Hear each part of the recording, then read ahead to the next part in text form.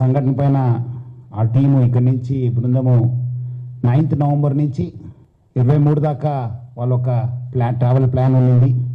వాళ్ళు మొత్తము 54 members 9th Hyderabad నుంచి జెడ్డాకు ట్రావెల్ చేశారు. దాంట్లో 4 మెంబర్స్ సపరేట్ ఒక కార్లో మదీనాకి వెళ్ళడం జరిగింది. నిన్నే 4 మక్కాలోనే వాళ్ళు ఉండిపోయారు. ఇంకా 46 మంది ఆ బస్సులో ప్రయాణం చేశారు. మదీనాకు ఇంకా దగ్గరున్నప్పుడు 25 కిలోమీటర్స్ దగ్గరున్నప్పుడు ఒక ఆయిల్ ట్యాంకర్తోనే యాక్సిడెంట్ కావడం జరిగింది.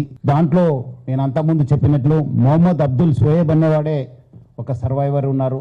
ఆనే ఐసీయూలో సౌదీ జర్మన్ హాస్పిటల్లో ఐసీయూలో ట్రీట్మెంట్ జరుగుతుంది.